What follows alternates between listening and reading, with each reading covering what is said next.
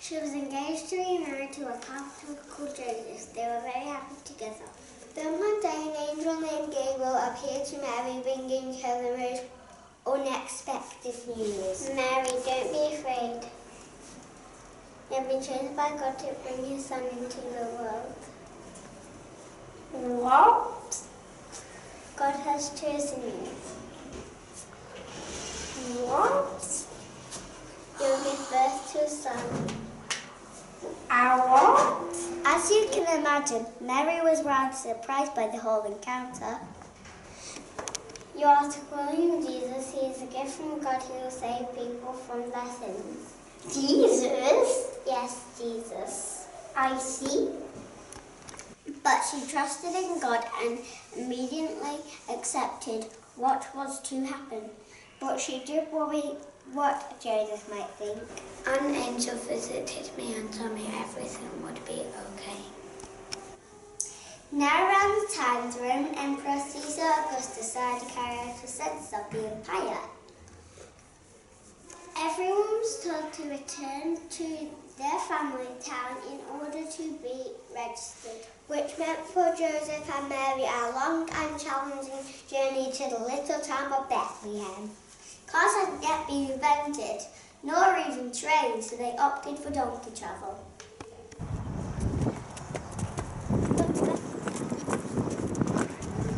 This was a lot less quick and a lot more smelly. That's a little personal. Mary was far from comfortable. I'll do my best. But she wasn't one for complaining, and Mary, Joseph and the donkey made their way to Bethlehem, hoping they would arrive before the baby did.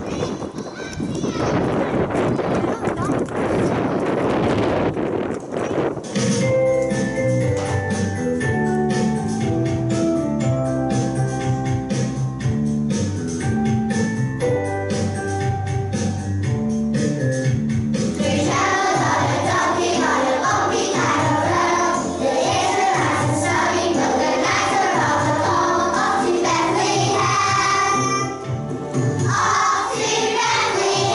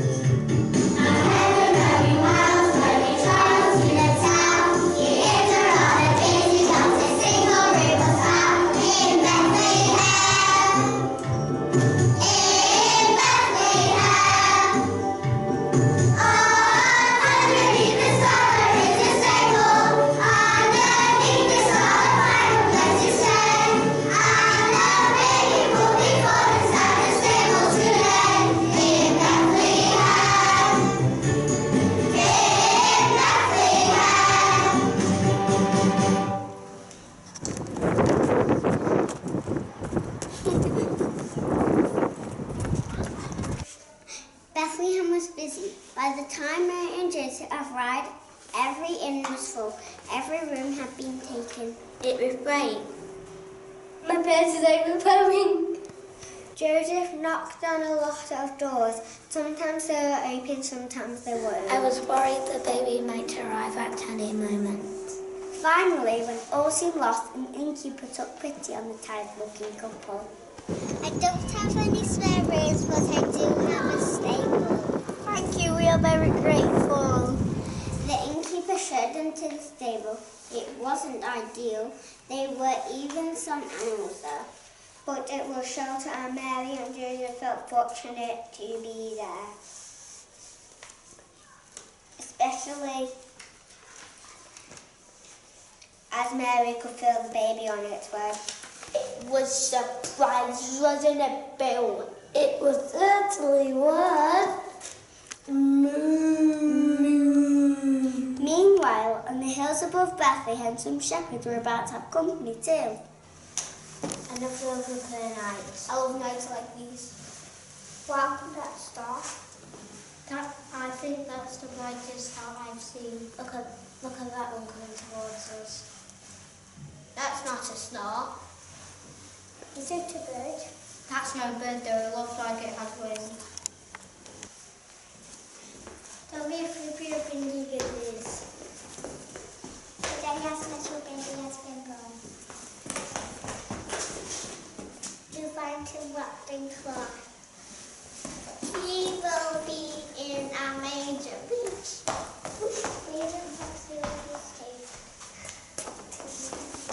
Despite their shock, the shepherds knew that they had witnessed something very special. Trusting in the angels, they left their flocks and made their way to the stable in Bethlehem. And what a sight they were met with.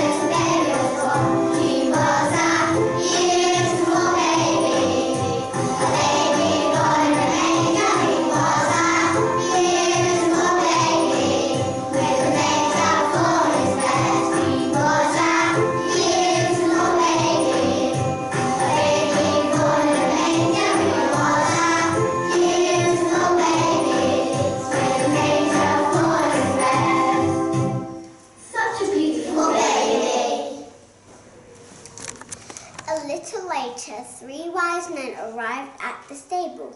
They had journeyed from far away in the east. And as for our camels. They had observed a bright star in the sky and known it to represent the newborn king. We followed it across the desert. The star had led them to the stable. Its light shone bright. And kneeling down before Jesus, they offered him the gifts that they had brought. Gold, frankincense, everyone in the stable knew they were present at something very special, a night that would be remembered and celebrated for a long time to come. And a baby that would grow up to become our guide, our teacher, and our role model for the world.